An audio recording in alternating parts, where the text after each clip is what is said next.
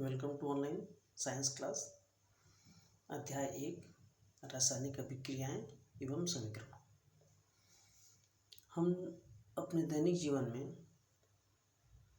बहुत सारी ये परिस्थितियां हैं, अगर उस पर हम ध्यान दें और विचार करें तो देखिए क्या होता है। जब जैसे गर्मी में कमरे के ताप पर दूध को खुला छोड़ देते हैं, लोहे का तवा हो, उसका तलसा हो, कील हो, को आर्द्र वायुमंडल में खुला छोड़ देते हैं, यानी कि नमी रहे उसमें अगर खुला छोड़ दें। और अंगूर का किण्वन हो, भोजन पकाया जाता है, हमारे शरीर में भोजन पच जाता है और हम सांस लेते हैं। ये सभी परिस्थितियों में प्रारंभिक वस्तु की प्रकृति और पहचान में कुछ न कुछ बदलाव आता है। पदार्थ के भौतिक और रासायनिक परिवर्तन, इस तरह से जो बदलाव है इनके भौतिक और रासायनिक परिवर्तन होते हैं। तो जब कोई रासायनिक परिवर्तन होता है तो हम कहते हैं कि एक रासायनिक अभिक्रिया हुई।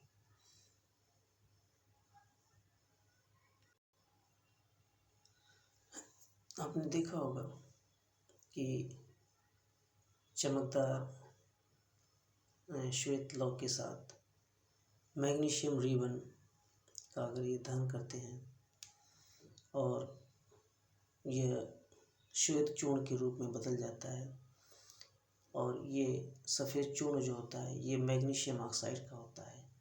वायु की उपस्थिति में ऑक्सीजन और मैग्नीशियम के बीच ये होने वाली अभिक्रिया के कारण ऐसा होता है। तो इन सभी के आधार पर हम कुछ परीक्षण करते हैं, देखते हैं किसी भी अभिक्रिया के लिए कि उसके अंदर क्या परिवर्तन होगा, और इस परिवर्तन के आधार पर हम कहते हैं कि रासायनिक अभिक्रिया हुई है। तो रासायनिक अभिक्रिया होने के लिए पहली बात उसकी अवस्था में बदलाव होगा, परिवर्तन होगा। दूसरी चीज़ उसके रंग में परिवर्तन होगा, उसमें से गैस निकलती है या गैस का उत्सर्जन होता है, उसके ताप में परिवर्तन होता है। तो अगर हम अपने पास इस परिवर्तन को देखें तो पाते हैं कि हमारे चारों ओर बहुत सारे प्रकार की रासायनिक अभिक्रियाएं हो रही हैं, और इन अभिक्रियाओं का प्रयोगात्मक अध्ययन भी किया जाता है। अब हम इसके आगे बात करते हैं कि रासायनिक समीकरण। तो रासायनिक समीकरण क्या है? रासायनिक समीकरण क्या है इसे हम समझ लेते हैं। तो किसी रासायनिक अभिक्रिया का जो विवरण बहुत ही लंबा होता है और इसे संक्षिप्त रूप में लिख सकते हैं, और संक्षिप्त रूप में लिखने की सरलतम विधि यानी ये रासायनिक समीकरण है। रासायनिक समीकरण में एक तीर होता है बीच में, तीर के बाईं ओर अभिकारक होते हैं और तीर के दाईं ओर उत्पाद होते हैं।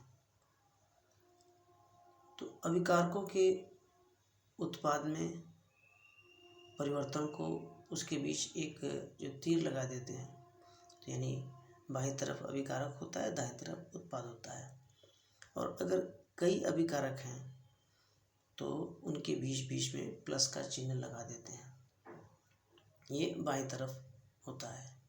इसी तरह से उत्पाद अगर एक है तो एक लिखेंगे, अगर उत्पाद एक से अधिक है तो उसके बीच बीच में प्लस का चिन्ह लगा देते हैं, ये दाईं तरफ होता है। तो इस तरह से किसी रासायनिक अभिक्रिया को